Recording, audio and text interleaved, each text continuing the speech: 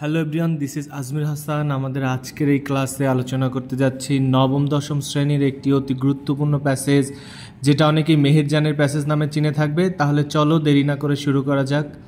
Unit 2, lesson on the greed of the mighty rivers. That means প্রভাবশালী নদীগুলোর লোভ। Meherjan lives in a slum on the Sirajganj town protection embankment. Meherjan বসবাস করে একটি বস্তিতে যেটা সিরাজগঞ্জ শহরের প্রতিরক্ষা বাঁধের উপরে অবস্থিত। The whispering wind from the river Yamuna, Yamuna নদীর সনসন করা বাতাস, মেক্স দ্য ফায়ার আনস্টেডি, আগুনকে অস্থির করে তোলে। এখানে আনস্টেডি শব্দের অর্থ হলো অস্থির করে তোলা। দ্য ডান্সিং ফ্লেমস রিমাইন্ড, কম্পমান শিখা রিমাইন্ড মনে করিয়ে দেয় Meherjan of the turmoil in her life, মনে করিয়ে দেয় মেহেরজানকে তার জীবনের উত্থান পতনগুলোকে, অথবা টার্মোইল শব্দের অর্থ অশান্তি বোঝায়, তার জীবনের অশান্তিগুলোকে। নট লং অ্যাগো, কিছুদিন আগেও মেহেরজান হ্যাড এভরিথিং, মেহেরজানের সব কিছু ছিল। এ ফ্যামিলি, একটি পরিবার, আরাবাল ল্যান্ড, আবাদযোগ্য জমি, অ্যান্ড ক্যাটেল, ক্যাটেল শব্দের অর্থ গবাদি পশু।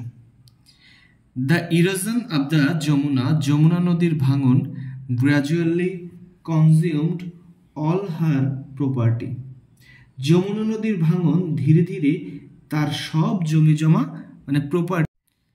শিক্ষার্থী বন্ধুরা, এখানে এই যে ইরোশন, ইরোশন মানে হচ্ছে যে ভাঙন, নদী ভাঙন। আর এখানে যে গ্রাজুয়ালি, গ্রাজুয়ালি শব্দের অর্থ হচ্ছে ধীরে ধীরে। কনজিউমড শব্দের অর্থ হলো গ্রাস করে নেওয়া। আর প্রপার্টি বলতে জমি জমা বা কোনো সম্পত্তিকে বোঝায়।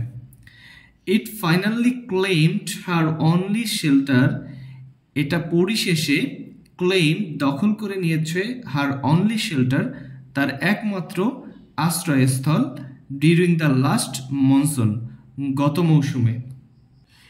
ইট took the river only a day, নদীটির মাত্র একদিন লেগেছিল টু ডিভোর, গ্রাস করতে, মেহেরস হাউস, মেহেরের বাড়ি, ট্রিজ গাছপালা, ভেজিটেবল গার্ডেন শাকসবজির বাগান, অ্যান্ড দ্য বাম্বো বাস এবং বাঁশের ঝাড়। She had a happy family once, একদা তার একটি সুখী পরিবার ছিল। ওভার দ্য ইয়ার্স, এই কয়েক বছরে, শি লস্ট হার হাজব্যান্ড, তিনি তার স্বামীকে হারিয়েছেন, অ্যান্ড হার ফ্যামিলি এবং তার পরিবারকে, টু ডিজিজেস, রোগের কারণে, দ্যাট যেটা cruel hunger and poverty brought to the family, যেটা নির্দয় ক্ষুধা এবং দারিদ্রতা তার পরিবারে নিয়ে এসেছিল। Now she is the only one left to live on, এখন তিনিই একমাত্র বেঁচে রয়েছেন, with the loss and the pain, ক্ষতি এবং বেদনা নিয়ে। The greedy Yamuna has shattered her dreams and happiness, লোভী যমুনা তার সমস্ত স্বপ্ন এবং সুখকে চুরমার করে দিয়েছে। দেয়ার আর থাউজেন্ডস আদার্স ওয়েটিং, এরকম হাজার হাজার জন অপেক্ষা করছে, টু শেয়ার দ্য সেম ফেট, একই ভাগ্য বা নিয়তি বরণ করে নিতে বা ভাগ করে নিতে, লাইক মেহেরজান, মেহেরজানের মতো। Bangladesh is a land of rivers, Bangladesh একটি নদীমাতৃক দেশ।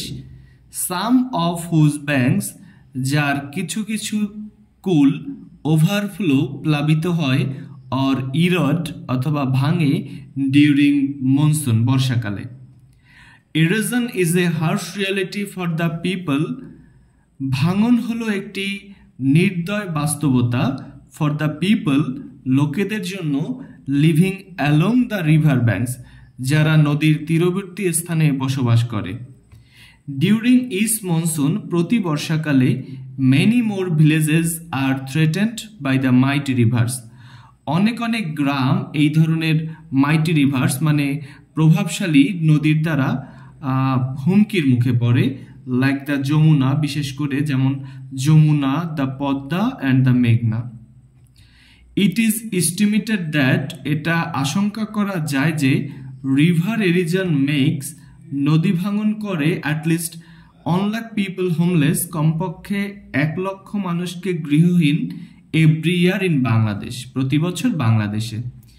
ইনফ্যাক্ট সত্যিকার অর্থে river erosion is one of the main dangers caused by climate change. নদী ভাঙন হলো একটি অন্যতম বিপদ যেটা মূলত ক্লাইমেট চেঞ্জ জলবায়ু পরিবর্তনের ফলে ঘটে। If we can't take prompt actions to adapt to climate change, যদি আমরা গ্রহণ করতে না পারি prompt actions, যথাযথ পদক্ষেপ to adapt to climate change, জলবায়ু পরিবর্তনের সাথে খাপ খাওয়াতে, there will be thousands of more Meherjan's, এরকম হাজার হাজার মেহেরজান তৈরি হবে in our towns and villages every year, আমাদের শহর এবং গ্রামগুলোতে প্রতি বছরে।